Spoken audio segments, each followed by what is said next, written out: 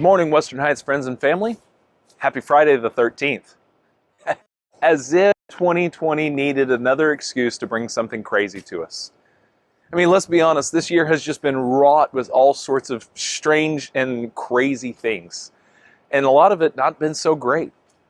There's been a lot of things that we've had to give up, things that we're used to, things that we did not want to. Going to movies or different activities. We've had to change the way that we do life, and it's not been fun. We've had to do it, but it still hasn't been fun. You know, all of this is due to a thing that's really hard to explain. It's a virus, and it's a lot of people still debate on what all the virus is doing or how bad it is and things like that, and that debate will continue. But the thing is, it's real. And it's difficult. And it all started, maybe we've been dealing with this longer than we thought, but really it all started last school year at spring break. See, right after spring break is whenever it just was coming up, it was building, and then the school said, you know what?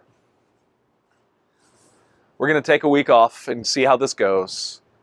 And lo and behold, our kids did not go back to school until the start of school this year. It was the longest spring break ever.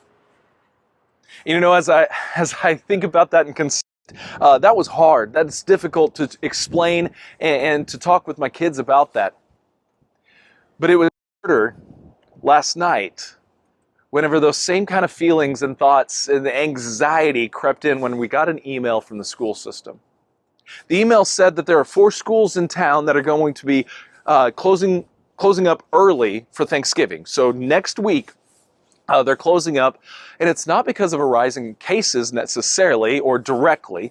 It's because of the quarantine measures. That so many staff have had to be quarantined that they're just having a hard time finding enough staff to keep these schools open. And the thing is, I totally get it. But it sounded eerily like what I heard at spring break. Oh, we'll close for 2 weeks. And then we'll go back. And I know that wasn't the message. I know the plan, but there's part of me that the anxiety of that moment creeped in to the moment that I'm in now. That's how a lot of anxiety works. We've dealt with something difficult. We've dealt with something horrific, whether it's been the pandemic or whether it's been loss of a loved one, and then something triggers it. And you go right back to the anxiety. You go right back to the place where you're like, I can't do this. It's debilitating. And it's scary in those moments. I believe this is why Peter, whenever he's writing his letter, in 1 Peter 5, he says, cast your burdens. Cast them on Jesus, for he cares for you. That word burdens there can also, some of them translate, cast your anxiety, cast all your worries, cast the things that you are scared of, the stuff that is causing your blood pressure to rise. Cast those things that you're really struggling with, cast those upon Jesus. Why? Because he cares for you. See, this isn't just a care of saying, oh, you know, I see you going through that. This is a care saying, hey, look, hang on there. I'm in control. I've got this.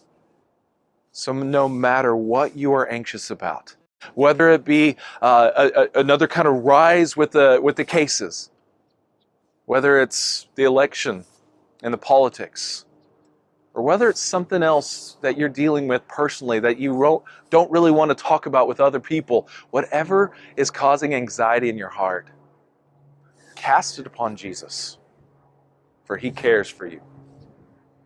Love you, church family. See you next time.